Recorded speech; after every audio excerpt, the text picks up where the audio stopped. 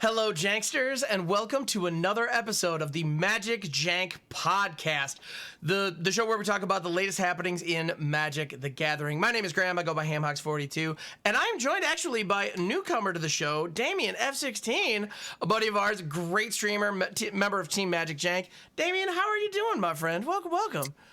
I am very good. Thank you so much for having me, guys. I was hoping to get in on one of these podcasts, and I'm so happy to be here. I've loved the first few episodes, so yeah, let's keep up the great work and have another good one here.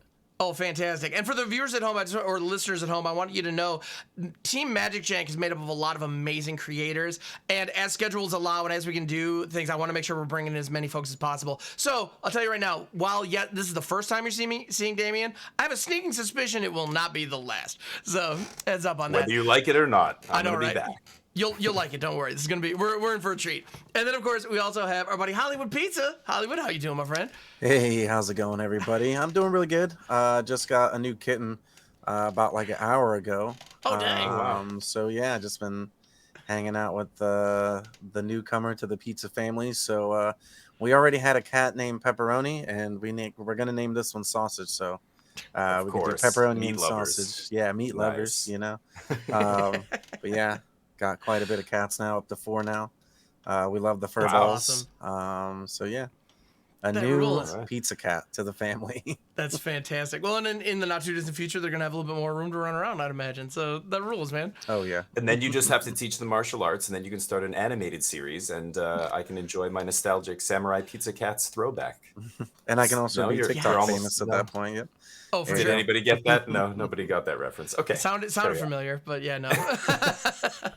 Awesome. Well, yeah. So before we dive into the kind of the meat of this episode, it's weird doing a podcast in this, like launching a podcast in summer is kind of a weird time for Magic the Gathering because it's where the game itself just in general is kind of the least active. So starting a news show when the news is the lightest maybe wasn't the smartest move on our part, but that's okay because we have some fun stuff to talk about today and I'm very much looking forward to it. But before we dive into that, I want to give a huge thank you to MagicJank.com, the namesake of this show and the host that makes this possible. It is a website where you can buy and sell Magic the Gathering products and gear. So if you have single sealed products or if there are any kind of accessories that you're looking for, dice, sleeves, that kind of thing, definitely check out MagicJank.com. Also, if you're out there are an artist or an entrepreneur trying to sell things to the Magic the Gathering community, whether those are custom tokens, alter sleeves, whatever the case may be, definitely, look out over there and set up a merchant account. And you can actually reach a whole new audience with your stuff, whatever it may be. So we'd love to have you. All right, so that's MagicJank.com. Thank you so much for making this possible. So yeah, so first things first, I'd love to get into the MTGA announcement. There was a recent article where they talked about some changes coming up, and Pizza, I know you've actually spent quite a bit of time looking that over. If you wouldn't mind taking it away, tell us what is it what changes are coming to Arena? What can we expect in the near future? So one of the main things here that it does touch on that happened recently was the Explorer anthologies coming onto MTG Arena. And same as the historic anthologies, you can check out our opinions on that on our last episode of the podcast, episode 2. We also returning is Explorer Anthology 2. That's right. If you missed out on it the first time, it's actually coming back onto Arena, and it'll be available until September 5th. So if you missed out on the second one, you got a chance now to essentially get a lot of your Explorer collection back on track. And the reason you're going to want to do that is because we've got some qualifier play-ins as well as qualifier weekend, which are all going to be Explorer format. And in order to get practice for that, we also have our July 30th tournament. That's right, this coming Sunday. We have the Pizza Box Open Explorer. So, we have our own local competitive tournament that will help you kind of grind out a little bit and get some more practice for some of these events as well coming in August. So the dates for those, we have the 5th and 11th of August. With the qualifier play-ins, qualifier weekend is going to be August 12th. And for the MTG Arena Open, which is actually going to be Arena Cube Draft, that's going to be August 26th and 27th. So you do quite a bit of Cube Drafts, then this is definitely going to be something that interests you quite a bit, especially, it's the Open. And let's say you're not necessarily into the drafts, then, there's plenty of opportunities to qualify into qualifier weekend. That's going to be that August 12th Explorer format. Well, and if I can just jump in, I mean that tournament that Pizza is running on July 30th, you have a chance to play in an Explorer tournament with, I'm assuming, 128 players. It's probably going to get capped. It does every single time, and it's free. Remember, that is the key thing. You're getting free tournament practice for Explorer so that you can go into those arena opens and hopefully crush it and have an actual tournament, experience under your belt before you enter the open, which you're not going to get on the ladder. You're not going to get from arena events and other stuff. So. Yeah, definitely take advantage of that. Sorry. Oh my goodness. I could not. I got to just back that up because the ladder, it is a competitive environment, but it pales in comparison to an actual like tournament setting. Not good testing. Yeah. No, it's really not. Like if you just need to get reps in with your deck to kind of feel the synergies and see how it works, sure, it helps, but it's just not the same. Yeah.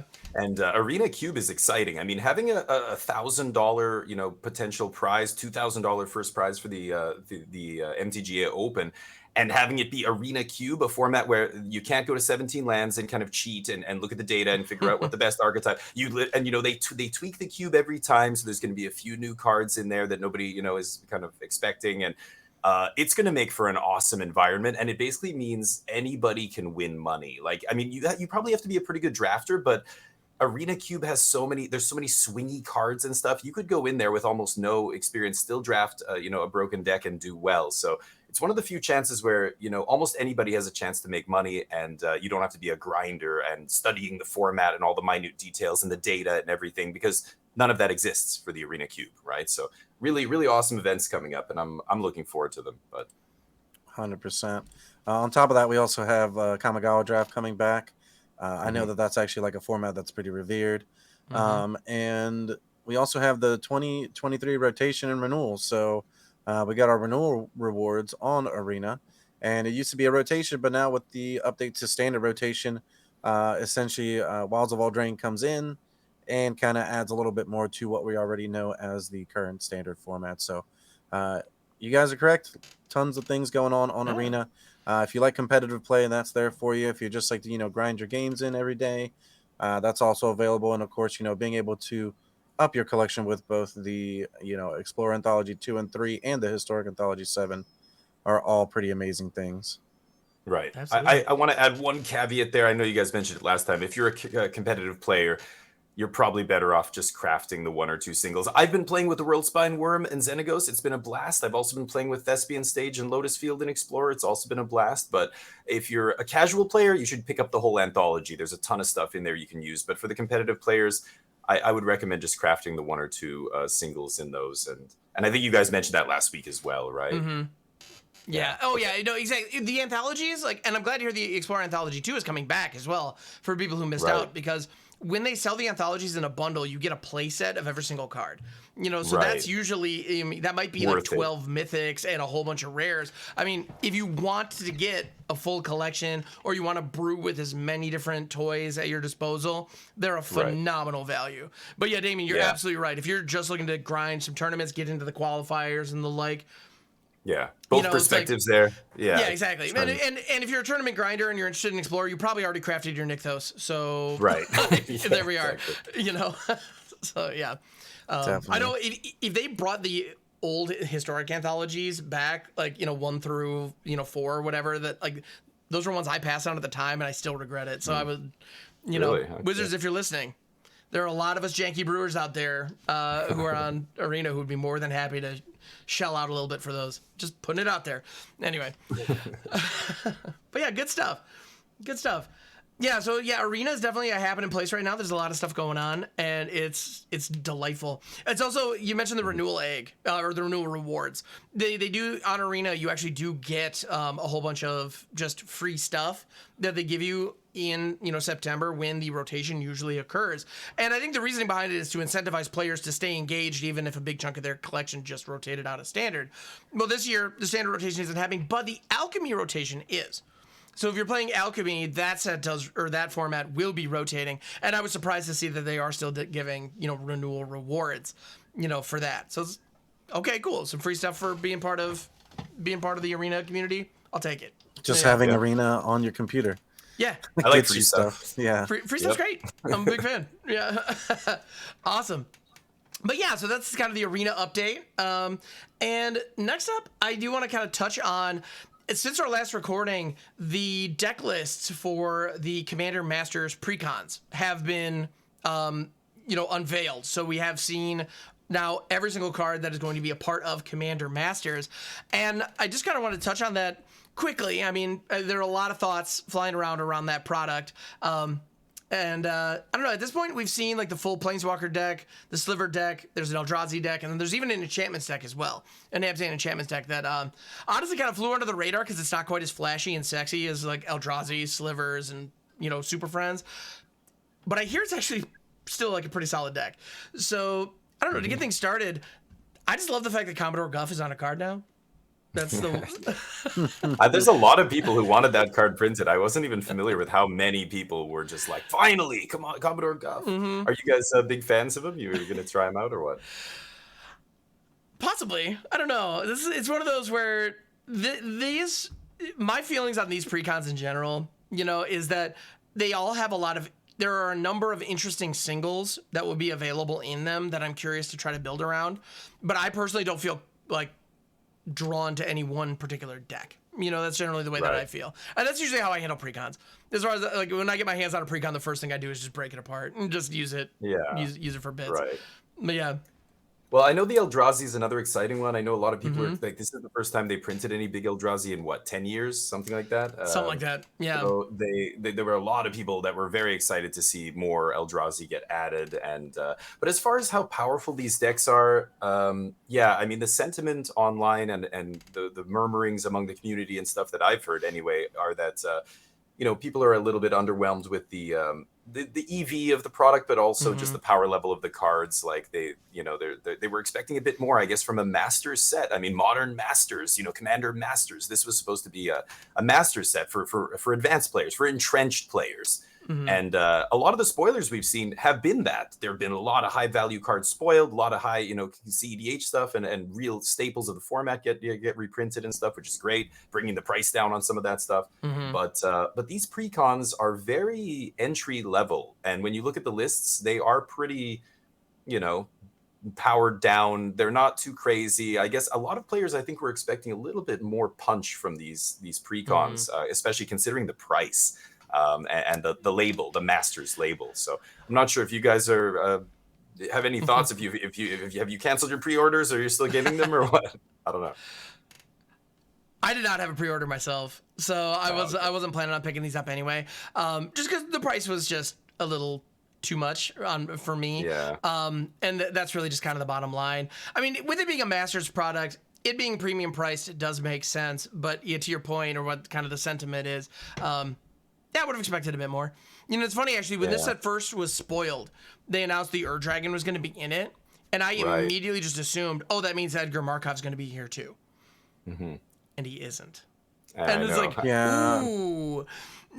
Missed opportunity. Yeah, and there were a handful of other cards like that, where that have become staples in the format that just aren't present in this one, and it's like, ooh. Like, we get the medallions again, great. Like, those are great. Yeah.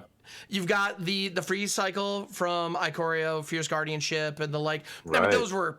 I mean, they needed those in here. I mean, we're at a point right now where Fierce Guardianship and Deflecting SWAT were like $50, $60 cards. It's like, yikes. Yeah. And they're in, I mean, the effects that those cards have, like if you're in those colors, there's no reason not to run them. And right. Yeah, the two cheapest ones, which of course includes the only one I own, in Obscuring Haze, the green one, which is just a free fog. I personally think that card is highly underrated. Like, I think it's still very good. And just people generally just say it's, I don't know, because it's not quite as flashy. But yeah, Obscuring Haze and Flawless Maneuver are the two that don't quite get the headlines, but are still excellent cards. Right. And like, but the whole cycle needed to be reprinted. And there's a bunch of, even things like Cyclonic Rift has been printed 3 times in the last 5 years, but they needed to reprint it again. It's still over $35. Demonic Tutor's been reprinted over 10 times. Still needs a reprint. It's like $35 but I really especially like the fact that they said, okay, you know what, enough is enough. These Portal 3 Kingdom cards are ridiculously out of control expensive for what they do. Loyal Retainers, the Capture of Jingju, and Su Quan. I think Su Quan. They're so obscure. Not a lot of people play them, but They were ridiculous. Like the capture of Jingzhou is what, 300 US. So God, like get these cards into circulation again. There's no reason they need to be that expensive. So I'm happy to see that stuff. But there's also, there's doubling season. There's the Jeweled Lotus. We everybody plays basically in every single deck. That card is needs to come down in price. So a lot of great reprints here, but the precons are interesting. I think they probably will appeal more to players who really have an affinity for that tribe, whether it's Eldrazi or Slivers is a big one, right? Slivers, I've seen so many Sliver commander decks. People love their Slivers, and getting a new Sliver Swarm deck is pretty sweet for those players. So I imagine there's a lot of players who are really into those archetypes who are going to pick up those precons, but for the rest of the community, it was a little bit underwhelming in terms of the power level of the precons and stuff, but still good value there. Again, if you like those tribes and you want to get into them. So yeah, actually, in some of the reveal streams, they showed off a lot of the new cards that are going to be included in these precons, and I think it's kind of unfortunate that the price is so high, because it just overshadows some really cool design that went into these. Like, the cards themselves are excellent, and like I want to be building around these because they have the opportunity to really shape a board state into kind of a weird, situation in ways that we don't often see. There were a number of cards that were actually the ones that really caught my eye were the secondary commanders, like the ones that weren't the primary face commanders, but some of those were fantastic. And they just function in weird ways. Like there's the Sliver commander who is escaping my Ruka Rumel, is that biologist? Ruka Rumel, or however that's pronounced. Yes. Yeah. I think this card is excellent. Like, it's a lot of fun, but it is excellent because of what it does to casual commander. Like, I don't think this is going to see any CEDH kind of play. I don't think it's going to be showing up at high power tables, because you need to take a Sliver deck and then dilute it with all these non-Sliver cards that only work if your commander's online, and your commander is a 3/3 for 5. Like that's a goofy setup, and it's way too easy to interact with, way too easy to break, and so I don't think it's going to work in high power decks or high power tables. But in some of the low power tables where people are kind of getting weird and seeing what can happen, where maybe there won't be as much interaction, like, you're going to be able to do some really fun stuff with that card. And that's what I like to see in my commander games. I love seeing people kind of go off the grid and do some bizarre things and pull out cards from 15 years ago that are really obscure and have crazy interactions. I love that stuff. That's why I keep coming back to Commander.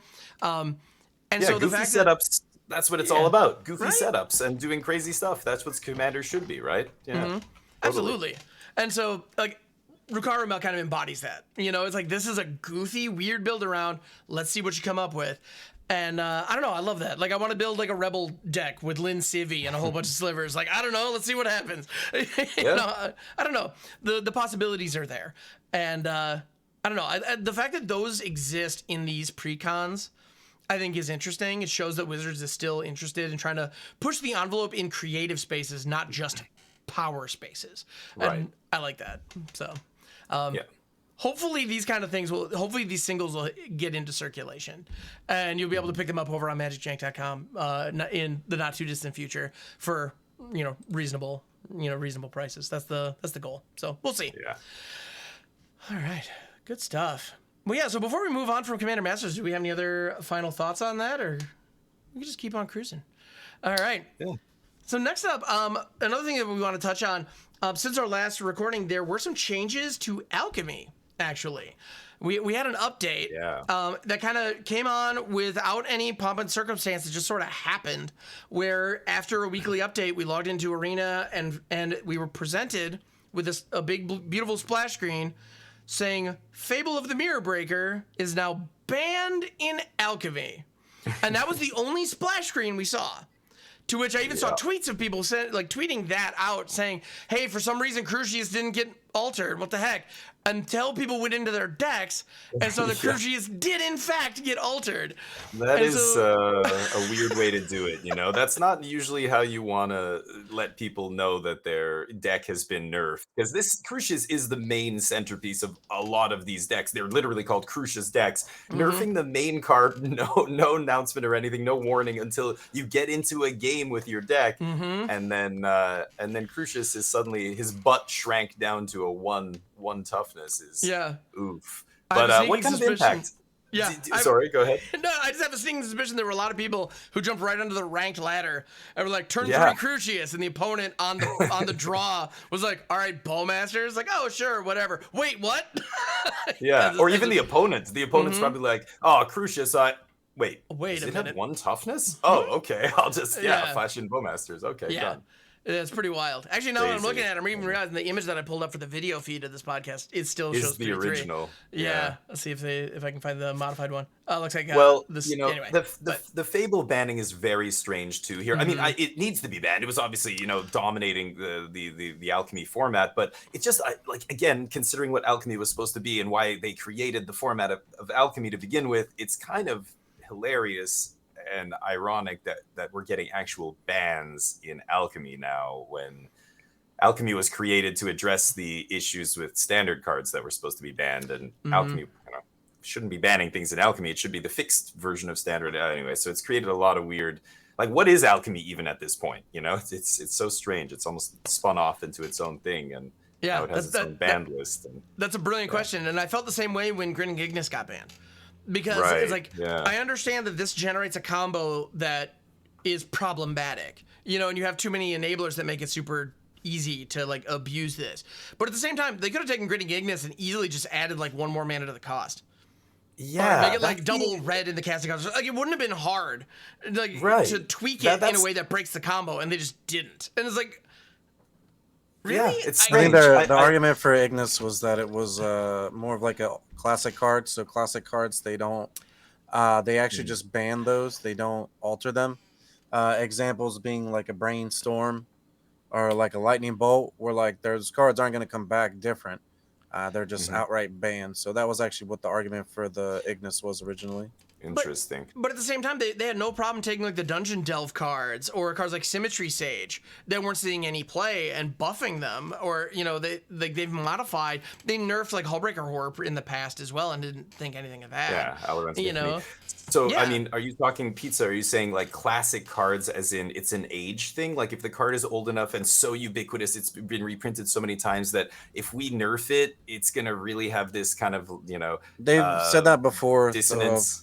I don't know like exactly like the wording on it, but they've said that before about I pointed to Brainstorm and Lightning Bolt. They specifically said like cards like that won't be modified or anything like that because they're like part of like Like, I don't know what the wording is, but they're part they're like part of Magic's okay, history. So okay. Ignis essentially falls into that category too, where it's not a card that they want to necessarily like mess with. They'd rather just like outright ban it. Well, this one my they said issue in the article was that it was already going to rotate, so and Fable, exactly. That's the other thing. It's going to be rotating in a month, right? So it's not the end of the world here. So then why not just ban it instead of nerfing it? But Crucius, I'm very confused. Why did it take so long for them to nerf this card? People have been complaining about Crucius for literally months and months at this point. It's been dominating Historic, dominating Alchemy.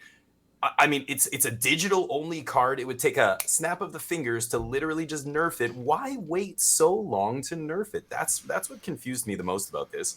Do you guys have any ideas as to why it took so long for Crucius to get a nerf here? People have been calling for this for a long time. Oh yeah. No? Does anybody know? I don't know. Like, well, and it's funny too, because if you look back at like when they first launched Alchemy, and maybe it was just that they were trying to push it and maybe they were just they prioritized it higher as far as their attention went.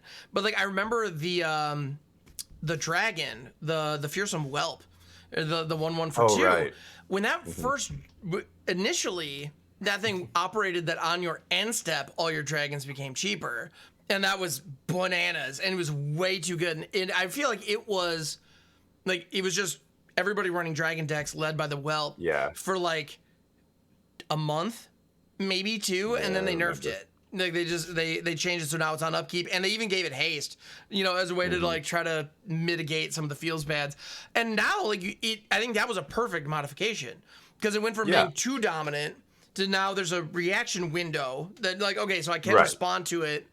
If I want to, or if I feel like I should, and they still get benefit, like it's still a good card in that deck, but it doesn't push the deck to becoming, to be a problem.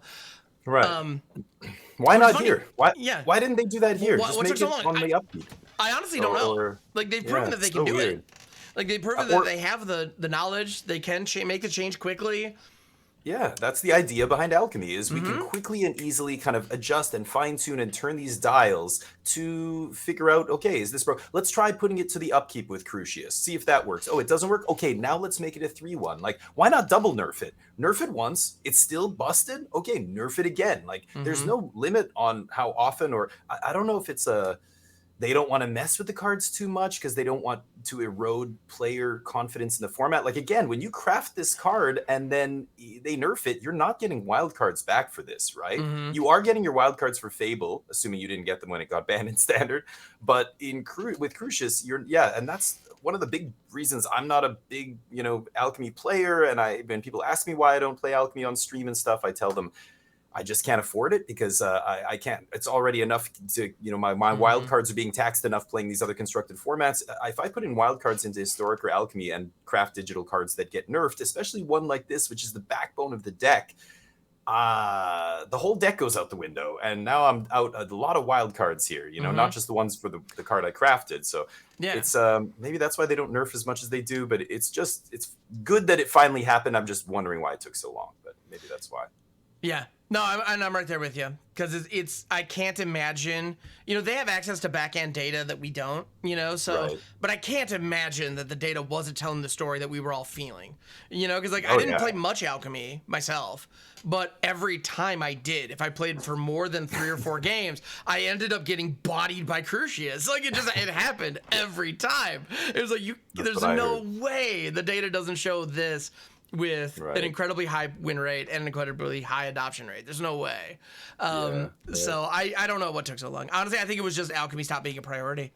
I think it was really what it came down to. Could be. I honestly think that was about it. And same reason for why they banned Fable rather than rebalance it. Because if they rebalanced Fable, that would touch Historic. Yeah, that's right. I think a lot of people would have lost their cool about that. So, but I think they should just give wild cards back for nerfs. If you nerf a card, it's a different card. You've functionally changed the card. You should refund the people their wild cards for that when they nerf. But I don't know if that'll change at some point. Give people the opportunity to trade them back in. Or it's like, the first time you log in, or for the first month after a card gets nerfed, if you log in, give me the opportunity to trade the card in for wild cards. It's like you can take them out of my collection. Just give me my mythics back. And I'll trade them in for something else.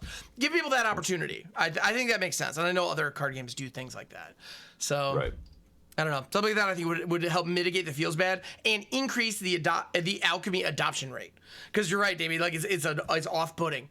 And even getting into standard in Arena is tough enough. Because if I craft an entire deck and you take one card that's very important to that deck and you ban it, then all of a sudden, you're giving me the 4 rare wilds or whatever back for that one card. But I just used a dozen crafting this thing, and you're not giving me any of those back. And now those cards don't have a home that's going to be competitive. Like, that's a criticism of the current system that's been there since day one. So, alchemy just kind of exemplifies that, because it's like, oh, you're not even getting those 4 back. It's just like, nope, they're gone. It's unfortunate. I think it needs to change, but we'll see. Yeah. And stuff you don't have to deal with, nerfs and whatnot, is when you play constructed paper formats, like the Modern Pro Tour that's coming up this week. Ayo. Let's go. I don't know how many Seamless transition. people play Modern. I love it. I know a lot of us on MagicJank, we all play on Arena. There's not many of us who play on MTGO, which is unfortunate because we don't have a lot of, I don't know how much Modern you guys play. I follow it. I follow it avidly because I love it. But I stopped playing quite a while ago when Modern Horizons 2 came out, and the Elementals and Ragavan and all those things. I just kind of stopped playing. But I follow it all the time, and I'm watching the changes, the effect the Lord of the Rings has had on this. So if you guys, do you want to jump over and talk about some Modern? Absolutely. No, that sounds wonderful. Yeah. And Damien, this is part of the reason that I definitely wanted to make sure we got you on the show, because I know you have an interesting perspective on this that I know I personally can't speak to.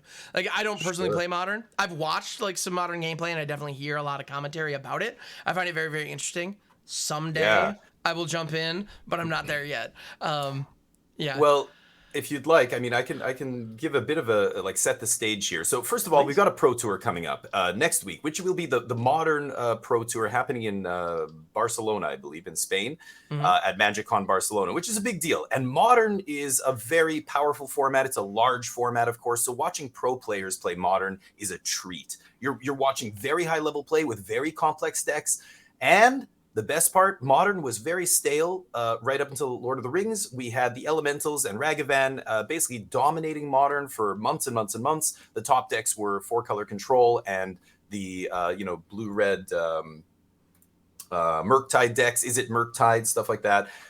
It was just the same decks at the top for a long time. And then Lord of the Rings got spoiled and people were like, oh, this is a modern only, or modern and legacy eternal format only set. This looks very low powered. Like there's 1 or 2 cards that may see play, but that's it. Like a lot of people, this is what they were saying when the spoilers were coming out. And then the set finally releases. People start playing with these cards. Now, a few cards, like the One Ring, anybody worth their salt who was commentating about this, Aspiring Spike and Doomwake and all these big modern, specialists were like, this is going to be very good. And I was even going, yeah, this looks like it could be good enough for modern. This is a very powerful card. So the big swingy cards that did affect the modern metagame are the One Ring, of course. Orcish Bowmasters is another one to a lesser extent. Orcish Bowmasters has a way bigger impact in Legacy right now, but in Modern, there's 1 or 2 decks that are playing it to good effect. The Cycle Lands were very good, but to a lesser extent, only just really for the Living End decks and stuff like that. And then some of the other combo decks, like Samwise Gamgee and Rosie of South Lane, never ended up panning out. There hasn't been any good lists doing well, but just the Ring and Bowmasters, those 2 cards alone have had such an outsized impact on the format. First, the Ring caused a bunch of decks to kind of warp around the Ring. Everybody tried to jam it at first. And the Ring decks started pushing all these other decks out of the format. So things like Creativity, Rhinos, Hammer Time, Murktide. A lot of those decks are not seeing much play now when they were very good decks previously, just because they're pretty bad against the One Ring. If you're a combo deck and they give you themselves protection from everything, it's brutal, and then they get to draw cards and then have answer to your combos. The Creativity just kind of fell off, even though it was a very good deck leading up to the One Ring or the Lord of the Rings releasing. But even some of those other decks, Rhinos, Hammer Time, Murktide, when those decks start getting pushed out by the Ring, it starts letting other decks get better. So right now, as of last weekend, a bunch of the challenges on Magic Online happened, and Rakdos in every format. God, I'm sick of that color combination, but it is maybe the best deck in Modern right now. It's definitely the best deck last weekend. I think it put 10 copies in the top 32 of one of the online challenges. It had like 3 or 4 copies in the top 8 of both of the challenges that happened. And going into this weekend at the Pro Tour, it is almost certainly public enemy number 1. Now, I don't know if you guys know how this deck operates. Scam is a weird word. People always go, why is it called Rakdos Scam? And it's because of this card, Grief. Basically, you're trying to get this Grief into play for free by exiling a black card from your hand, and then, of course, playing a 1-mana effect that keeps it, that has like an Undying effect that keeps it in play, like Undying Malice or Feign Death, these kind of cards. So you're playing in the Grief, and then with the trigger on the stack, you're casting Undying Malice to keep it around, right? So you're scamming this thing into play. You're not supposed to keep this thing in play, but you're kind of, the whole scam aspect is you cheating this into play. And getting 2 triggers off of a Grief is nasty on turn 1 against almost any deck. That is insane. You're disrupting their plan big time. You're getting a threat into play. That backed up by Dauthi, Voidwalker, and creatures like that are tough to deal with are how this deck kills people. Now, this deck was around before, and it wasn't that great. It was a tier 2, maybe tier 1.5 deck. But when this deck happens to be very good against the One Ring decks. So when the One Ring decks kind of pushed out this deck's bad matchups, like this deck did not have a good matchup against Creativity and Rhinos and Hammer Time and Murktide and stuff. And with the Ring deck pushing those decks down, and this deck also picking up Orcish Bowmasters to be good against the Ring decks, suddenly the Scam deck becomes very, very good. So it's had a weird effect on the metagame. Scam becoming really good has also led to the rise of a new deck in Modern that we've not seen before, which is Dimir Ring, the blue-black One Ring deck. This deck put up a few very good results in last week's challenges. It put a few copies into the top 8s of different decks. It's basically a blue-black control deck that's just trying to go all in on the one ring, and it's beating, Tron and mono black coffers and 4-color decks, all the other ring decks. This deck is made to beat the other ring decks. So basically the one ring is creating this kind of inbred metagame where it's pushed out a bunch of the non-ring decks, and now the ring decks are trying to beat each other, and they're all becoming very inbred, trying to cannibalize each other, which is letting other decks kind of sneak in here, like Scam is getting really good and stuff. But the Dimir ring deck is interesting. It's literally just a meta deck made to beat the other ring decks, the blue-black ring deck. So we'll see if it's any good this weekend. Sorry, I'm rambling on. I get excited, but do you guys have anything you want to add to like Scam? Like, what do you guys think of this Scam deck, for example?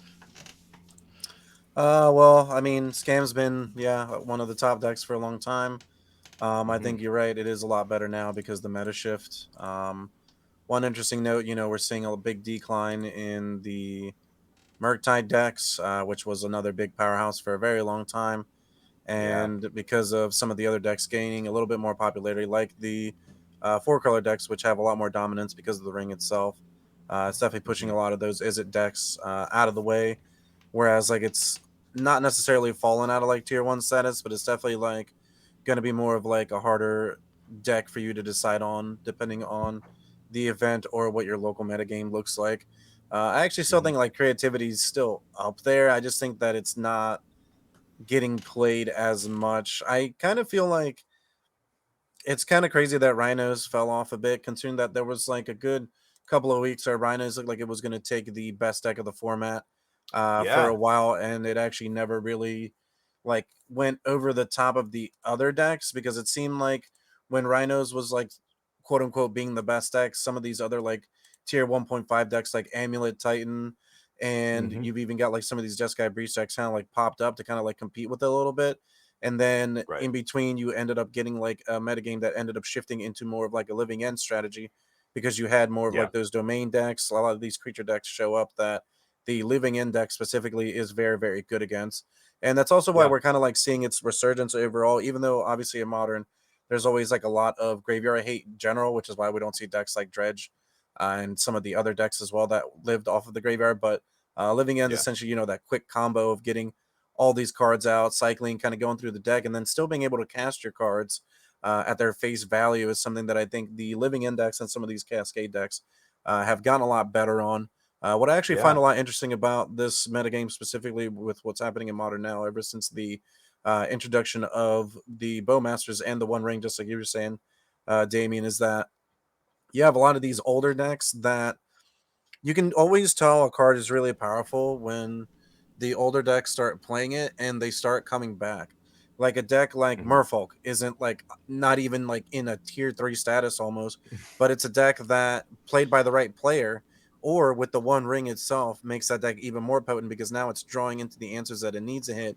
It's giving itself that extra turn that it needs to win the game, so on and so forth. And you're kind of seeing that a little bit with decks like Burn, which Burn is always a tier 1 deck, but the main thing about Burn is that it's a lot better in some metas than others, kind of like in the same vein of like a Izzet Murktide deck. You're also seeing like these Yawgmoths that kind of incorporate the One Ring, where a Yawgmoth deck kind of is more of the combo type strategy, the old creature toolbox deck that we used to see with like Melira, all these other things. But now essentially it's just a Yawgmoth deck. And I think that what's so interesting is that that deck also gets a lot better with the One Ring, just because it gives itself that one extra turn that it needs in order to go off with like an infinite combo on the following turn on the opponent. I agree. I've been seeing a list recently where they're putting ring. The Yawgmoth deck is much better than it was. It's still a solid combo deck. It can combo off consistently before turn 5. But I think you want the rings in the sideboard. I just saw a list recently where somebody had a pilot had them in the sideboard, and I thought that's perfect, because putting them in the main deck dilutes your combo a little bit. And it's one of the few decks, the Yawgmoth deck. It's one of the few decks that can combo off even when your opponent plays the ring by comboing off on their upkeep. Through the One Ring before the kind of trigger goes off. And the Bowmasters are incredible in this Yawgmoth deck. I mean, providing 2 bodies for Yawgmoth is amazing. You can kill them on upkeep through the ring. It's not a super fast combo, but I really like the sideboard rings, because I think you only want the ring against Scam and stuff like that. You don't want it against every single deck. I think against some of the other ring decks, you're actually better without your own ring. You're better off just trying to combo them even through their ring. So it's really interesting. I think Yawgmoth got better, actually, because I don't know if this was in tier 1. It was always so close, the Yawgmoth decks. They're really sweet to play. A lot of people love them, but it was never like a tier 1 deck. I think that like what I definitely agree with you. It's definitely going to end up being a lot better in the sideboard for a lot of these decks. I think that even decks like Tron are like a best example where like Tron gets to play the one of in the sideboard because they can go get it with their Karn. Like what I also find fascinating is that we're kind of like, talking a lot about Rakdos Scam, and we know the Scam deck's been around for a while. What I actually find interesting overall is with Lord of the Rings coming in, essentially a card like Bowmasters almost pushes a powerful card like Ragavan out of the format. The difference being is that what really makes or breaks the Scam players is sideboarding. If you're keeping in these Ragavans on the draw, you're keeping them in against the wrong matchup, then you're just going to outright lose to the opposing Bowmaster because your opponent sided theirs out and they were ready with their turn 2 Bowmaster to kill your Ragavan. So the dash ability and knowing when to sideboard out the Ragavans, whether it be on the on the play on the draw, is going to be a lot more important going forward. Whereas before it felt like Ragavan cards like Urza Saga, a lot of these cards were kind of like taking over because by themselves are really, really powerful cards.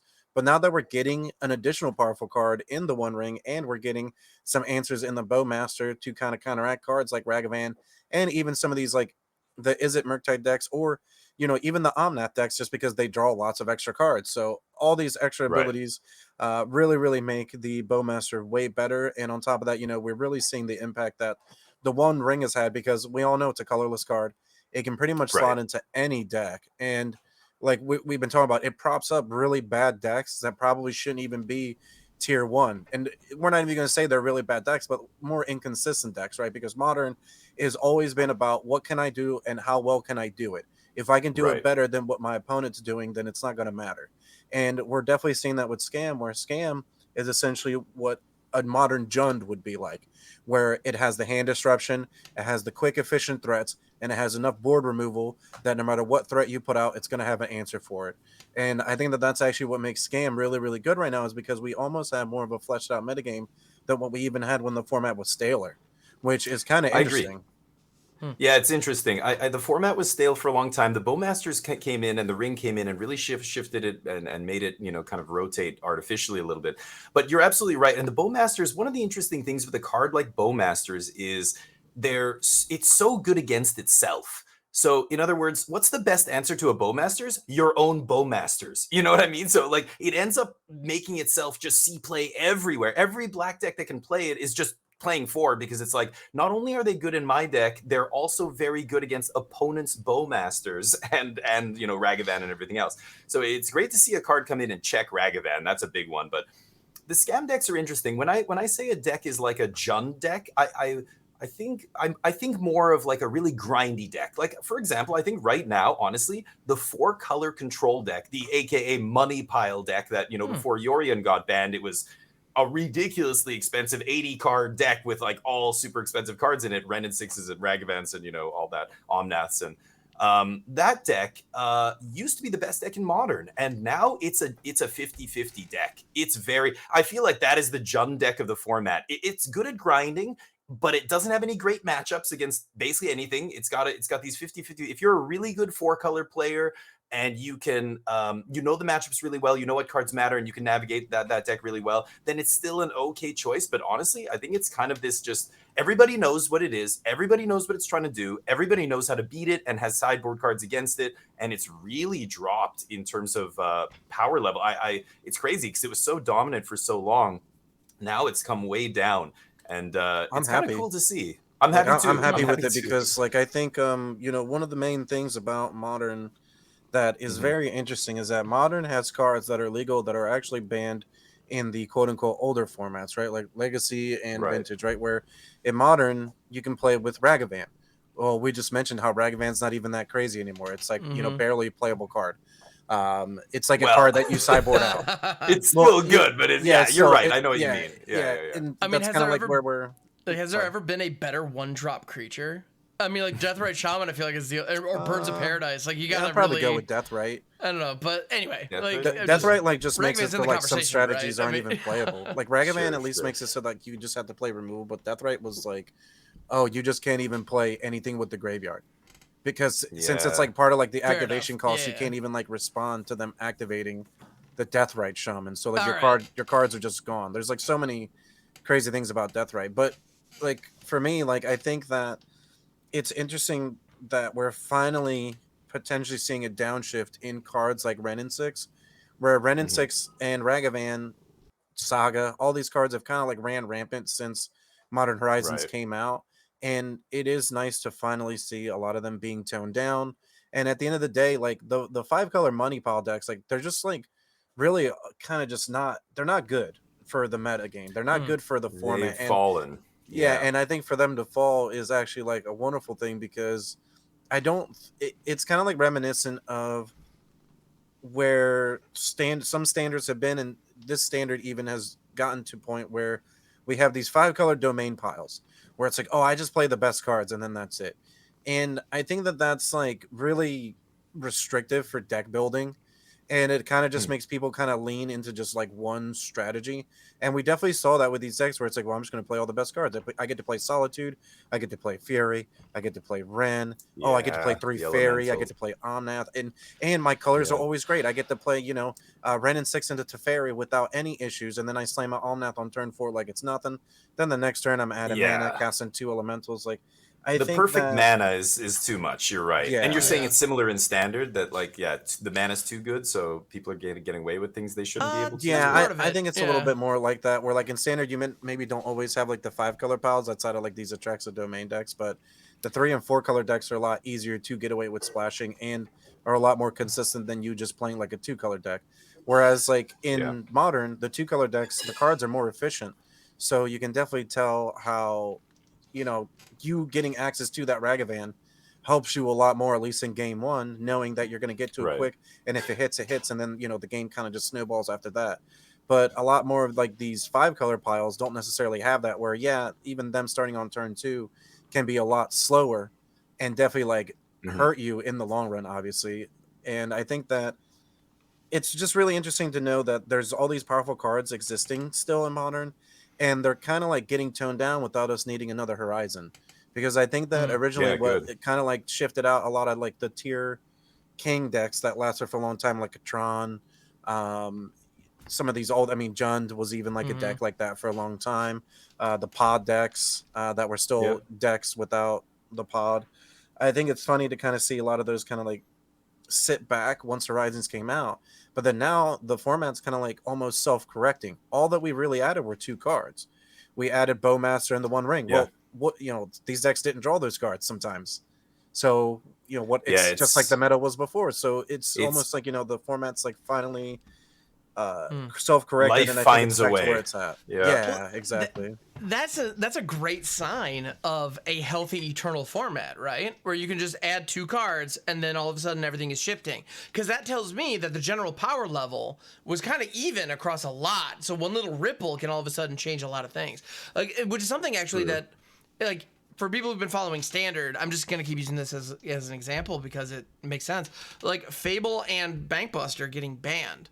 All of a sudden, we're now seeing the metagame shift without even any new cards coming out. That wasn't happening before, and Right. And the bannings will do that. But also, like, it's funny to say it only took 2 cards to shift modern, the Ring and Bowmasters. But like, I think that's more a testament to how powerful the Ring is. That's the fair. Ring is so insanely powerful. I mean, it's clearly designed for casual Magic. It's a commander card. And in constructed formats, I mean, it's like the same as saying, well, Legacy was a good format because look, all the decks changed once they put in a couple initiative cards. And it's like, wait, what? No, that didn't mean the format was like even. Fair. It meant that this card they put in is so ridiculous. But anyway, jumping back, you mentioned, the 5-color thing is really interesting. I know a lot of players complain about that in standard right now. A lot of players are like, too many tri-lands. Everybody gets to do whatever they want. There's no punishment for anything. It's free, easy street. Everybody just gets to play everything.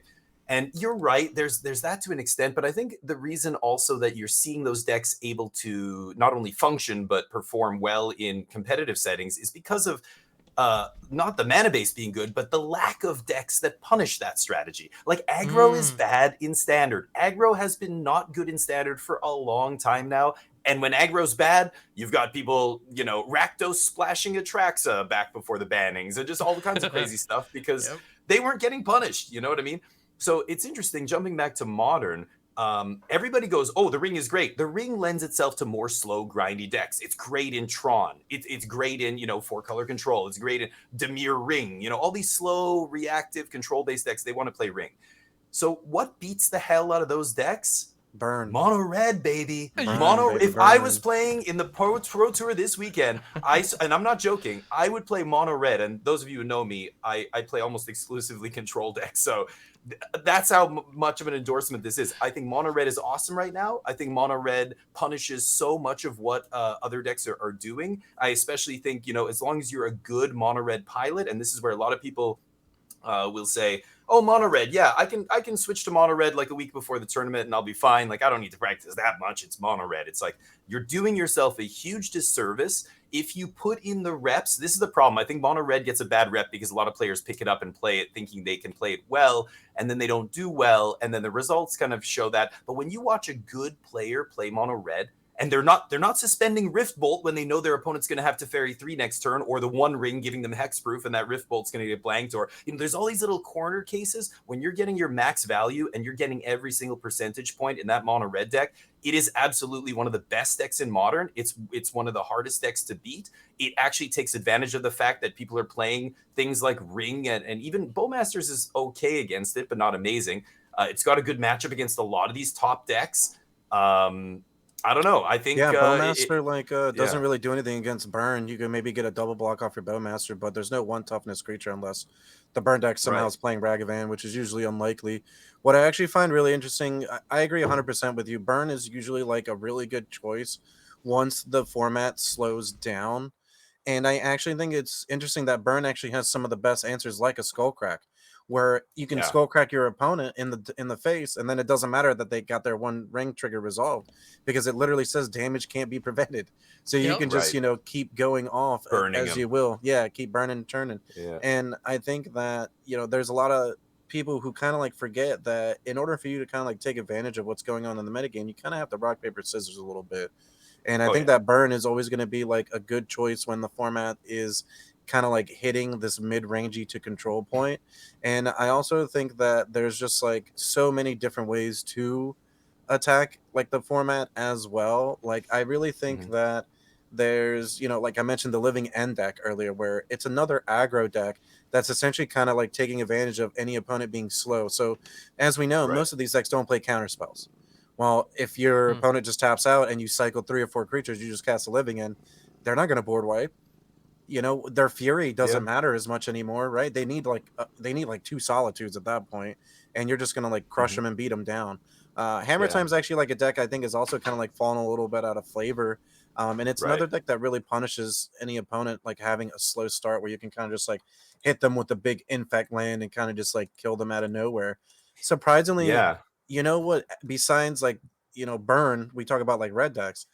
What's really surprising is that Blood Moon is actually not necessarily the best card right now, even though Blood Moon historically has been great against any deck that plays more than 2 colors, right? I just bring in the Blood Moon, they're just playing a bunch of non-basic lands, but or Tron or whatever. Or Tron or whatever. But there's enough like answers in the format to Blood Moon, then it just like doesn't even matter. You can play it against Titan, and then they still have the Caryatid or the Silver. And it doesn't matter. Like there's so many different approaches to it, and most of these decks don't even they just don't really care. They're just ready for it, right? They just have all the answers.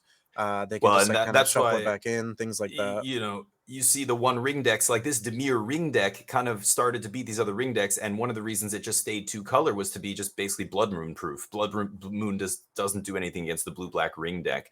And some of the other decks that are seeing play, even against the 4-color deck. As long as you're a good, competent 4-color pilot, you know what to fetch. You're playing against Scam. You start fetching out those basics, and then it's not that hard to beat a Blood Moon. It's not like it was back when Blue Moon was Prismatic a deck. Ending exists, prismatic ending, you have like the right? perfect ending now where you're right, like you just fetch for, you just already maybe have one basic out, you fetch for any other basic, and then all Yeah. your non-basics are in red, so you have your 3 colors there. So then no matter Yep. what, they play the Blow Moon, they tap out for a do nothing card, you're just prismatic ending and keep moving on with your day. And God forbid you Yep. have like an Omnath out, now you're just like destroying your opponent, really punishing Yeah. them for tapping out for a do nothing enchantment. Like, it's just so funny that Blood Moon isn't even good.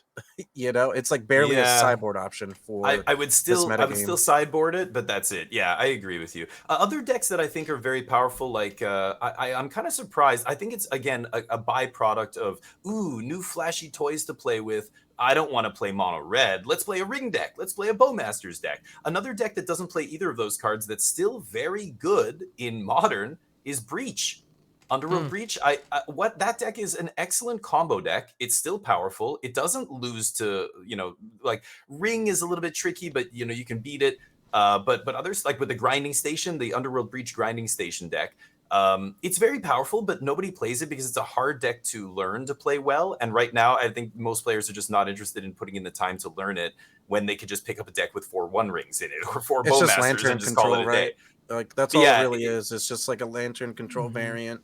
Obviously, you're not yeah, playing lantern control, but it's another deck that kind of like Kethis is in like Historic, where it's obviously like a really right, powerful combo deck, but most yeah, players don't want to pick it up because it requires too much. Like, at the end of the yeah, day, you losing percentage points because you can't play your deck correctly is not worth it in yeah, a competitive setting. Most of these people would right. rather pick up the scam deck where, oops, I got the grief combo and I just got 2 of your best cards and you You get literally can't scammed. recover. Yeah, and then Yeah, that's the end of the game. Yeah. They'd rather Yeah. do that and take that combo approach than take the time to kind of like necessarily learn every single in and out, because these decks are right. so complex to play. And the main thing when you play these types of combo decks is that you literally have to know what card you lose to at that right time, or like you have to know Right. every single one of your opponent's decks, because you have to know what to do at the right time, or else you just lose because, oh, they drew that, I let them draw this one card, or, oh, I You're did this right. one thing wrong and I didn't like combo off correctly. Yeah. Well, and that's a situation that all players can identify with, the idea of like, oh, okay, I made a misplay here and it cost me this game. But the thing Right. is, with a deck that's this complicated, that has this many decision points, like if you tap the one of your land wrong, or if you're doing the escape and you exile the wrong thing to pay for something else, it's like, that's it, it's over, you're done. And sequencing Right. makes such a huge difference in Well, those yeah, kind of setups. And this is Yeah. where a deck like Breach is very different from a combo deck like Yawgmoth. They're both combo decks, but the big difference between Breach is that Breach is the kind of combo deck that does not have a plan B. It is a combo deck, it is trying to kill you at the grinding station, and that's it. There's no other way it can kill you. Whereas Yawgmoth has a solid plan B. It can beat the hell out of you with creatures. Not to mention, it was like Splinter Twin back in the day. Sometimes I would Splinter Twin combo win the game like that, and great, we did the thing. Other times they would strip your Splinter Twins, or for whatever reason you weren't able to go for it, you would just beat them with Snapcaster Lightning Bolts and Vendilion Click. Vendilion, yeah, like some 2 mana or a 2 power, 3 power beater and some burn, and that's all you needed. That's a good plan B. Some combo decks that are all in, like Breach, are really not only difficult to play, but they're very all in. They're very linear and laser focused. They don't have a plan B. So I think that a deck like this is not seeing a lot of play right now. You're not seeing it, put up great numbers, but it still has good win percentage. When you look at how like the 4 players in the giant tournament that did play Breach, they all do very well. And this is consistent across many tournaments. You can look up results on MTG Melee and stuff, but barely any people are playing it. So it's really interesting. I wonder if we'll see somebody like a pro at the pro tour, we can see players who are very good with Breach maybe do well with this kind of strategy, because if other players are not ready for it, if they're not, practiced in the matchup, if they're not, they don't have some sideboard cards against it or what have you, they might get, robbed by the Breach deck of their wins. And we'll see. I still think, yeah, go ahead. Another deck that kind of resembles this that I think that they will actually show up with is going to be the Amulet Titan. Obviously, they're not the same type of deck, but I think the Amulet Titan is probably going to be a little bit easier to pilot. And a lot, obviously, neither deck is really that forgiving, but I think that Amulet Titan, I feel like, is a lot more deck that maybe they might lean into more than this. You're but right. I agree with you. Like, the players that know how to play these decks usually do really good with them. Just like when Charles Belcher showed up for like 2 months, and Charles Belcher was taking down like, these MTGO events, and we're like, why is, it's weird. How come this deck wasn't around? Well, it's not around right now. It's like barely even a Yeah. deck. Nobody talks about it, but it was a deck for about 2 months, and it showed up. People Yeah. who grinded with it knew how to play it. They got the best results they could with it, and now apparently they moved on. And I think that that's Yeah. kind of like the testament to Modern itself, is that Modern, I've always said this, Modern rewards the player that knows their deck more than anything else. If you know your deck, you can beat any bad matchup. There's like, you pretty much don't really have any bad matchup. You just lose to cards, right? Yeah. That's really And, all that you lose to in Modern. And I think that You're right. right now, Modern's like, I think always for a long time now, Modern's been the most consistent, wide open format. You can brew, Mhm. you can play established decks that already exist, and like I Yes. said, it rewards the player that knows their deck inside out. And I think that Yeah. that's just the perfect format if you want to play competitive. I really really do believe that it only gets stale for a little bit, and then sometimes it solves I itself mean, like this. when the decks are that powerful, like in Modern, I would say there's about 10 decks, maybe 12 that you could put in tier 1, tier 1.5. And then there's probably like 30 more decks that you could put into tier 2. Like huge variety of decks. And any one of those decks, like what you're just talking about, a deck one came in first place, won the challenge last weekend. Blue Black Mill deck in Modern. And if you look at that player's player history, if you go and look at Goldfish and look up that player's name, it's page after page of them playing Blue Black Mill, Blue in every single event, playing the same deck. Some Japanese pro, I think, or Japanese grinder. He ends up winning. And the mastery of that deck, and a deck like Mill, again, because Modern is such a big format, there's so many powerful decks that any one of those decks can suddenly come and steal a tournament if people are not ready for it. It's so easy to beat Mill. Just put Emrakul in your sideboard. That's it. They can never win. Every deck can just put Emrakul in their sideboard. Mill is done. It's finished. But nobody's doing that. Nobody's going to do that. So suddenly Mill gets good again. Just like Dredge, just like Affinity back in the day. Affinity would be a tier 2 deck, or Merfolk, and then eventually someone would go, you know what? I'm looking at these sideboards from last week's tournaments. Nobody's playing Artifact Hate. Nobody's playing, something that's good against Merfolk, Wrath effects, or whatever it is. Ping your team. Hey, I don't see my sideboard. Dredge. Oh, I'm looking. I don't see any Graveyard Hate. Tron isn't main decking Relic of Progenitus and, all this stuff anymore.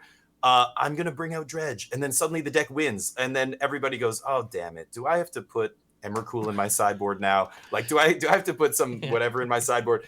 It's so weird the way that works, but yeah, like I feel like Modern's been like this for so long, right? Like it's been like this since almost its inception. Like it has just been so wide open, and you're right. Like all it takes is just changing one card in the sideboard, and the meta completely shifts like the other way. And like all these old staple decks that have been pushed out a bit by Modern Horizons still kind of exist as long as you like know how to play them. And some of these people have been playing them for like 10 years. 15 years. They've been playing these decks for a long time. Well, and when I mentioned a healthy format, this is what I was talking about. The idea that like you don't need a new card to show up. You don't need a banning, and things can still shift. And that's what I love. I love watching, and that's actually one of the things that's kind of fun watching Standard in the summertime right now, because things are shifting. Because as people answer one threat, another threat goes unanswered, and it's fun to see things pop back up again. And you're right, actually, it's funny. It hadn't even occurred to me that people haven't been talking that much about Graveyard Hate in Modern, in the last couple of weeks. I mean, Living End is a good deck. Hollywood touched on it. Living End is a great deck. Right now, they picked up some excellent pieces in the Troll of Khazad-dûn and the Mammoth, the Red. Those basic land cyclers from the Lord of the Rings. We didn't touch on those because One Ring and Bowmasters gets all the attention. But those cycling cards are absolute solid additions for Living End. They just slotted right into Living End. I think all three of them, the blue one, Lorien revealed, the Troll of Khazad-dûn, and the red dude, the Mammoth, they all went right in that deck. They're all excellent in that deck. You're even seeing those basic land cyclers see play in Legacy. Now the Legacy deck that may be the best deck in Legacy, or one of the top decks, is Blue-Black Delver. They went back to black to play main deck Reanimate, because on turn 1, you cycle that Troll of Khazad-dûn. Turn 2, Reanimate, pay 6 life. You've got a 6/5 that can't be blocked, is very powerful in Legacy. There's not many, everybody's playing Fatal Push and stuff. It doesn't touch it. Like there's very few answers on turn 1 that deal with this. It's ironic that we go from, Legacy has actual Reanimator Grizzlebrand on turn 1, but Grizzlebrand not so good against the Orcish Bowmasters, as it turns out. So you're much better reanimating a Troll of Khazad-dûn and Doom has a Doom, yes, Yeah. and doing this kind of stuff. So for Modern, going back to Modern, Living End is a real deck, and Living End has a very good matchup against Mono Red Burn, for example, or decks like that. So we might see Living End make a return to the top tables in next week, but it's going to be tricky. I don't know. I think it's still. Living End's one of those decks, like we were talking about it, like Merfolk, like Affinity, and these other kind of decks that really have to have a very specific set of decks at the top that they're expecting. And if those decks are the decks that they have good matchups against, Living End's a great choice. But it's not a great choice against the wider field a lot of times. You know, I know Tron. Tron is playing Relic in the main now, the Ring Tron decks. They're also playing, what is that? There's some Eldrazi spell that has 3 modes. That one of them is like, you know, you can mess with the graveyard. Thank you, Warping Whale. It counters a sorcery. Like that. Yeah. I used to use that to counter sorcery. That's right. That's spells. what it is. The cards. Warping Whale is great. It exiles a Ragavan. It ramps you. It gets you the One Ring a lot quicker, or your Karn a lot quicker, and it also counters some of the cards that are traditionally good against Tron, like a Thoughtseize, like these Cascade cards, Scape Shift. Even like all these random cards I used to just counter with Warping Whale. And if I'm seeing a lot of Warping Whales, and I'm seeing Tron playing this in the main, I'm not bringing Living End to the tournament, you know. So it totally, the Living End can be really good. It just depends on what else is seeing play. Kind of like Mono Red. Again, I think Mono Red still has the best spread of matches against the other Ring decks, against the Bowmaster decks, against basically what everybody's trying to do right now in Modern. So we'll see what happens this weekend. It's going to be really interesting. I'm going to be watching the Pro Tour, but what about you guys? Do you have time to watch this weekend? Do you have any interest in seeing it? I don't know. I'd love to check it out myself. Yeah, absolutely. Yeah, Modern, baby. It's going to be fun. Yeah, we're going to be deep into tourney, I think, for that weekend as well. Yes. But we'll definitely still be tuning in and watching what's going to happen. I'm interested to see if the Lord of the Rings cards, what impact they really do have. Right now, nothing against like some of the, you know, obviously the MTGO events are like even feel better sometimes than the arena events, but nothing to knock them. You know, they're still not a tournament, right? Until we get to the Pro Tour, we don't know if the One Ring is as good as it is to literally put in every deck. And I also think that Orcus Bowmasters, even though it's obviously like we know how good it is, I actually think it's almost like underrated because we still don't even get how good it is because we won't know until we really see cards other than Ragavan start to get pushed out. Like you can't even play 1 toughness cards. You'll barely could play 1 toughness creatures if they weren't Ragavan. Now you definitely can't. So any card that we think it could easily fit into the format might not even make it anymore because Bowmasters exist. So I think it's going to be really interesting going forward, and card draw cards, things like that. You know, Orchid Bishop Master itself offsets the ring, so at least we know there's an inherent answer already for it. But at the same time, I think it's going to be interesting to see where the format evolves into, and who knows? I mean, you know, what if like maybe these cards kind of stop some new strategies from coming along because they're so strong, or maybe that will happen. Yeah, these awesome things are happening like we're seeing now, just like Damien and I have been stating, where it's like, hey, look, here's this old deck. Well, it's a lot better now because you just put in Bowmaster and Ring, and then all of a sudden now your deck can compete with every other deck out there. And it's actually kind of awesome. You know, we get upset about cards that end up getting the ban hammer because they're played in every deck. Well, what about cards that make other decks better? We kind of saw that with Bankbuster, where, well, Bankbuster kind of makes the mono white strategy better because the mono white strategy doesn't run out of gas. And now it can compete with, you know, the Rakdos strategy because the Rakdos strategy never runs out of gas because it already has cards like Fable in it. And I think that we're kind of seeing that in Modern, where we're seeing the Ring kind of push up decks like the Merfolk deck.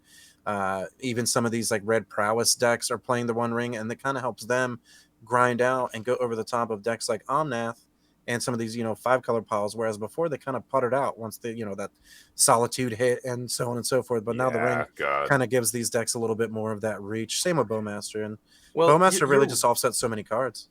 You're right. And like when it's colorless, that's when it's really scary because that it goes in everything. So Bankbuster, or in this case, One Ring. You're right. It will elevate some decks. They will get better when they get to play this colorless, very powerful card. But the problem is it also goes in the enemy's deck that they are trying to, you know, they're trying to get their matchup better against whatever other deck they're not great against by adding this colorless card, like mono white and standard you mentioned. You know, sure, they adding the Bankbuster really helped their deck grind against Rakdos, but Rakdos is also playing Bankbuster, and it's also good in their deck. So it's like, wait, are we really like, we're both decks are getting elevated. Same with the One Ring. I mean, it's just going, sure, maybe it helps Merfolk, but it also helps Tron and Four Color and all these other decks. Like everybody's just playing it. So even though the bad decks got better, the good decks also got better. So it's like, I don't know. Is it actually? We might also see like some really bad cards get played to answer the One Ring. But Cast into Fire is a pretty decent card. Obviously, it has 2 modes on it. You can ping two 1 toughness cards like a Dragon Rage or the Ragavan. But it's gonna be interesting to see if we see some other Exile artifacts cards either in the main deck or the sideboard that we hadn't seen yet, or we haven't seen for a long time. Kind of like a Relic Warden, a Leonin Relic Warden, which is like a double white for a 2/2. It exiles an artifact until it leaves play. So as weird as it is, I mean, maybe we'll see cards like this make a risk. What do you think? Do you think that people will be back at answers? Or do you think people will just be going over the top? Do you think that that's probably the better answer? They have to line up. There has to be a shell.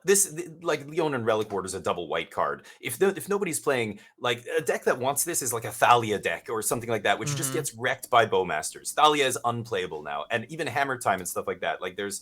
If you're playing a bunch of small creatures, you're probably not in great shape right now because of all the Bowmasters. And Leonin Relic Warder goes in a deck that wants, that kind of small creatures strategy, synergy. So Karn. I think right now the best answer is Karn, fetch up a Haywire Might. Haywire Might can exile an artifact, right? Well, Karn shuts off the ring by itself, right? And Karn shuts off the ring, So Karn being one of the better answers, fetching up Haywire Might's a really good answer to the ring. But Cast into the Fire is a good example. So that looks great. But again, you think about what kind of deck wants that. Mono red? Hell, if I'm a mono red deck, I don't care if your ring sits in play and continues to damage you, So I don't even really care about killing it. I don't even know if I would bring in that spell if I was mono red. 100%. Scam might do it or something. That's not able to really pressure the life. Right, that slower mid-rangey deck might bring it in because you're right. They can't go over the top and kill the opponent. Whereas Burn, you're right. You tap out for 4. And I just respond by hitting you with like a Skullcrack or something. Yes. And then your ring burden counters damage you, and now you're doing my job for me. And I'm fine with it. You can draw all the cards you want. So it's interesting. Yeah, we'll see if some sideboard cards see play. Like Cast in the Fire, I could see maybe out of the Scam sideboard or something. But other effects, while they may be good against the ring in a vacuum, unfortunately, they don't have a home in any of the top decks. Like something like Relic Warder was a good example where, that would be a great answer if there was a deck that wanted a card like Relic Warder, but you just like... Yeah, the only deck would be Hammer Time, and Hammer Time is kind of like falling off a little bit, and you can't even... you can't even say Relic Warder is good against other Hammer Time decks because you'll be one of like 3 people playing it at the Pro Tour. And, I mean, we'll probably see Hammer Time more than that. I'm definitely like, exaggerating a bit, but I think it's crazy to say this, but this is kind of a hot take. I think Fatal Push isn't even good anymore in Modern. I know that sounds insane, but Fatal Push is in all these different decks. But right now, the only deck that Fatal Push is actually good against, I think most of the decks playing Fatal Push are just hoping to have it kill some stuff against Mono Red. It's an impact of Ragavan. It's still Ragavan memory because since you don't have, most decks don't play Lightning Bolt anymore. Every deck still plays black, so they play Thoughtseize and Push. And I think that a lot of what you're seeing with these Fatal Push is kind of like memory of the past because everyone forgets that this does nothing against Solitude. It doesn't kill Fury. It doesn't kill a Ren and 6. And you've got Bowmasters now. Bowmasters kills Thalia. Bowmasters kills all these things. You don't need the Fatal Push. Bowmasters kills Ragavan. You don't need pushes anymore. So. It's so weird because this is one of the glue cards of the format. I mean, in Pioneer, in Modern, I mean, it's an excellent removal spell that's seen tons of play since it was printed. But right now, I mean, when you look at the top decks, sure, we can find Merfolk and all these other tier 2 decks that maybe it's good against. But against the other top decks, it is not very good. It is not hitting a ton of stuff that Bowmasters doesn't already kill or that you just basically ignore anyway. Yeah, you just lose to really like a Murktide, right? Like Murktide, when it comes down, you probably lost if you can't kill it. And Fatal Push is doing nothing against like a Murktide even. And that deck's and the elementals falling out of flavor. Yeah, the elementals. Yeah, like you said. Yeah, if you're not killing like Scam, half the creatures out of Scam or whatever, then it's a problem. I guess you can kill a Voidwalker. But that's not even like worth it most of the time unless it really hurts your strategy or they got something good out of Exile with it, which could be a possibility. It's possible. Shadow's a real thing, right? Like you fetch Shock twice, you're already going to lose to this card. But they can also sack it in response, and it's just like, Yeah. I don't know. Fatal Push right now, I think you're just hoping to have it kill stuff against mono red, and that's like basically it. I'm not even sure what else it's even good against, which is crazy to say. It's insane that's to wild. say. Yeah. Anyway, we'll it feels see. like the premium removal for that kind of a format, but you're absolutely right. It's a good thing though, man, because like we've gotten to like we rode the Modern Horizons 2 Ragavan wave where it was like, oh, every deck needs to have interaction. And now you could almost like ditch a little bit of interaction knowing that you're just going to go over the top whatever your opponent does. Doesn't even matter if they have the turn 1 Ragavan. If your deck's more broken than that, like if you're hitting your Tron on the right time, hitting your one ring, and then you're drawing like 3 or 4 cards a turn, now you've got like a Worm Coil down and your opponent just literally can't stop that. So I think that, you know, the format is almost self-correcting, which is where I think Modern was going. I personally don't think that the format needed any bans. And I personally don't think that it needs any bans anymore. I think that the problematic cards were the companion cards. Either Luris kind of like homogenizing most of the archetypes, or Yorion, which was essentially giving us like second Sunrise vibes, where every game was taking like, you know, or every match was taking like an hour for game 1 to finish. The mirrors. Just because you got to like shuffle your deck after every fetch. And, you know, once Yorion comes down, now every single trigger and all this, even in real life, that's like a lot to do. It just takes up so much time. So I think now with all the exits of these cards and with the introduction of Lord of the Rings, which you're right, Damien, not only do we get like powerful cards like the Ring and Orcish Bowmaster, we're seeing like the commons, uncommons have like a really, really big effect. And there's even cards that we think that potentially might even have an effect in the future. I just think that Modern right now is probably at its healthiest it's been in a long time. And it definitely has a very bright future going forward. Which is great for this Pro Tour this weekend. So to wrap it up, do you guys want to, what are your top picks, or maybe if you had to name the top 3 best performing decks this weekend, what do you think they're going to be? Put you on the spot. I'm going with Scam. I think Izzet Creativity is going to be really, really good. And I am expecting potentially, like you're saying, like an aggro deck, maybe like a Domain or a Burn deck to somehow break through and punish the slower, grindier decks. But I am actually very, very high on Creativity.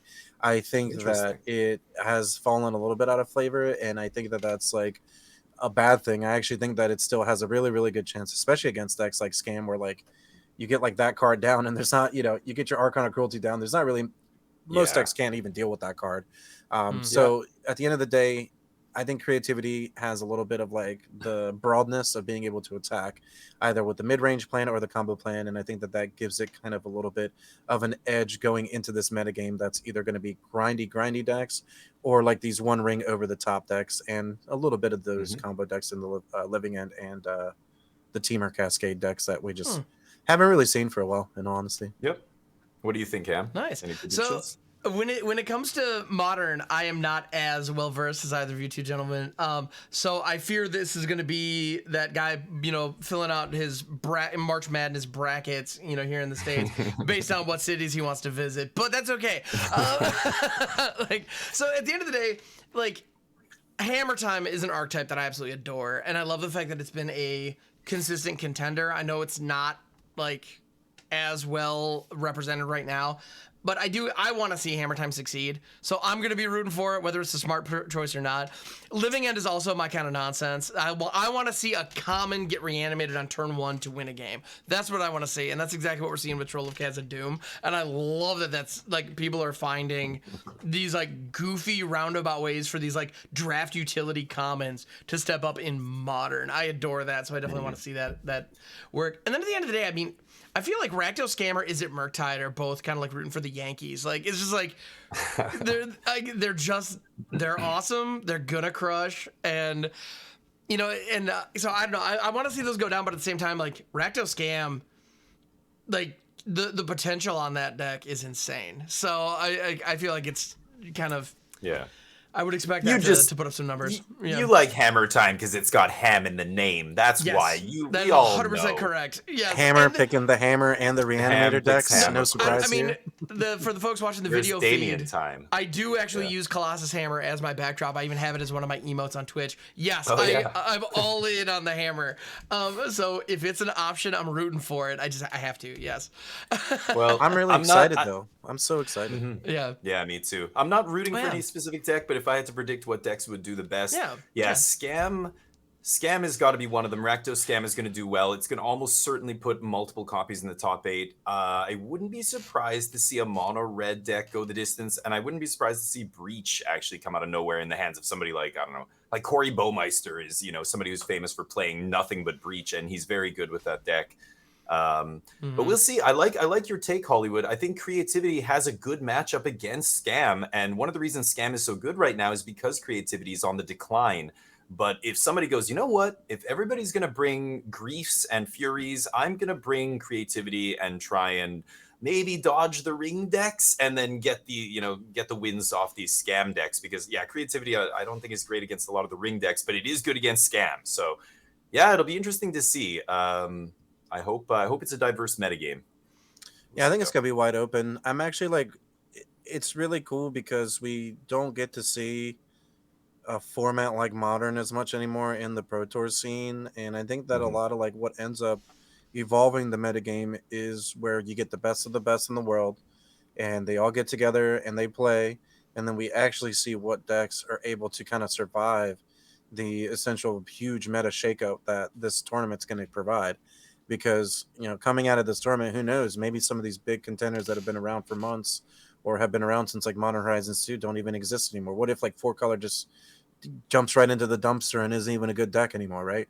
We don't know that until this tournament happens and until we see, what the pros kind of come up with for their own answers. Like we're talking about Creativity as an example. What if the Creativity decks finally found that answer that they were looking for in the sideboard, and then now that deck takes over, and it's just interesting. I'm really happy that Modern's still, Modern's always been my favorite format in terms of competitive Magic, and I think it's really, really cool that it's back to a really great place, and it's really cool to finally see it almost self-correcting. I feel like for a long time we kind of just banned some cards and we're just all right, at least that big boogeyman's gone. But now it's there's so many cards, there's so many powerful cards that I think that Modern can kind of police itself.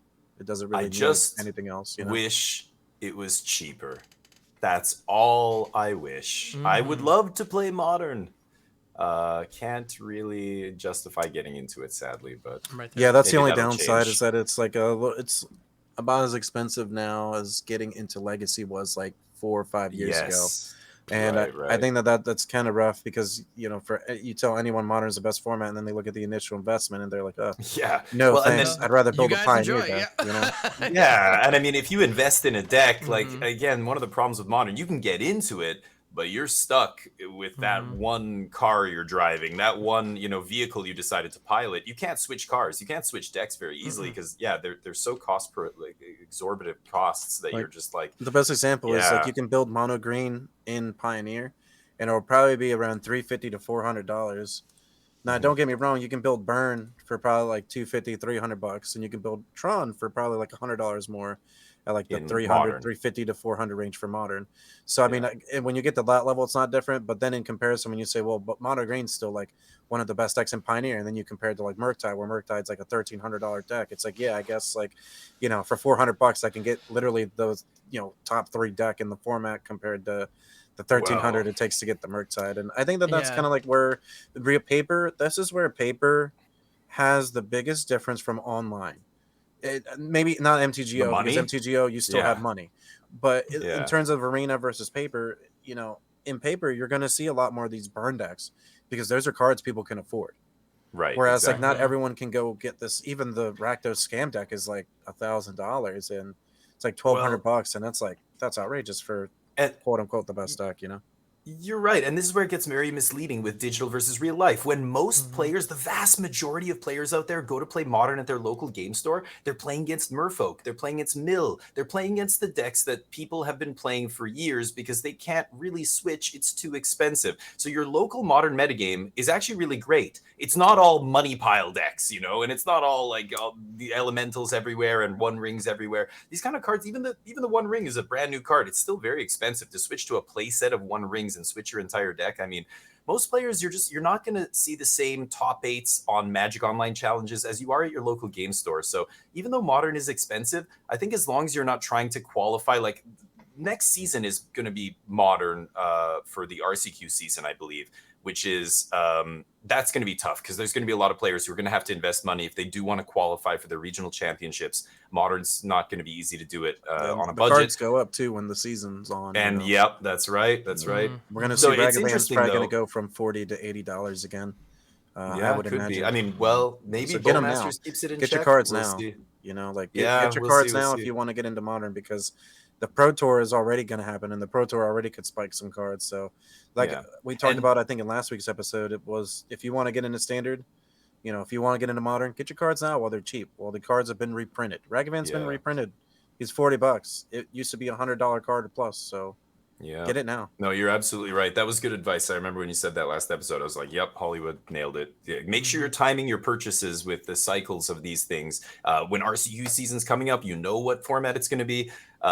Get rid of get your stables early, or get rid of your stables before that season ends. Either way, you know, try and maximize your economy, because Magic is not a cheap game, but Modern's one of those formats that, just decide what you want out of the game. If you don't want to play competitively, don't feel bad about putting a homebrew Modern deck together, or a deck that's like old from like old Modern 3 years. Go ahead and play your Tarmogoyfs, play your Jund, list. It's fine. At a local game store, you're still going to be able to get wins and compete, and not everybody's going to be playing the new hotness, but for this weekend at the Pro Tour, it's going to be all hotness, baby. I can't wait. So what you're saying is my homebrew Is It Guild Mage Desperate Ritual combo deck has a chance. That's what you're I'm saying there's a chance. Just don't go outside your backyard. Okay, got it. Yeah. Just put Thoughtseize in your deck. You got a chance. I just want to win with Infinite Lava Spikes. That's all. That's all I want. Mono red. Get those reps in. Mono red's very good right now. Mono red's good. Trust me, man. Mono red's great. That's usually my deck of choice. It's a good deck. Good stuff. Cool. Well, yeah. So thank you so much for kind of the deep dive on Modern, gentlemen. This was awesome. It's a beautiful world to be checking out. So we're definitely gonna have to get this crew together. After the Pro Tour and see kind of how things shake out. I would love that. But in any event, are there any other kind of last thoughts before we wrap it up here? Because this has gone long, but I didn't want to slow it down because it's been great stuff. Yeah. So I'm writing for MagicJank.com now. My newest article, my first article ever.